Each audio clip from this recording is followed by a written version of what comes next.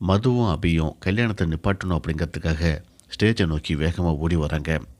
இதுக்கு முன்னாடியே ராகவ், எனக்கு இந்த கல்யாணத்தில் விருப்பம் இல்லை, அபிக்கு துரோகம் பண்ணுறதுக்கு எனக்கு மனசு இல்லை அப்படிங்கிற மாதிரி அந்த மாலையை கலட்டி விட்டுறாரு.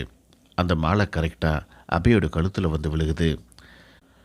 ராகவை இனிமேல் எந்த சூழ்நிலையிலும் நம்ம விட்டு கொடுக்கக்கூடாது, ராகவ இனிமேல் நம்ம சந்தேகமே படக்கூடாது அப்படிங்கிற மாதிரி ஃபீல் பண்ணி நினச்சிட்டு இருக்காங்க அபி லாவணியை பார்த்து சொல்கிறாங்க, நீ என்னமோ அந்த நர்ஸு கொடுத்த ரிப்போர்ட்டில் கூட ஏதோ மாற்றி ஏதோ பண்ணிட்ட, ஓமையில தான் எனக்கு சந்தேகமாக இருக்குது அப்படிங்கிற மாதிரி பேசுகிறாங்க.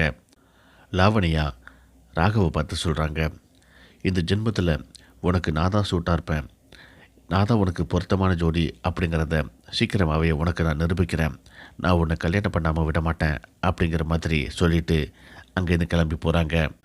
இதுக்கப்புறம் ராகவும் அபியும் சேர்ந்து வாழ போகிறாங்க. இவங்க ரெண்டு பற்றியும் பிரிக்கிறதுக்காக மதுவும் லாவணியாவும் ஒன்று சேர போகிறாங்க.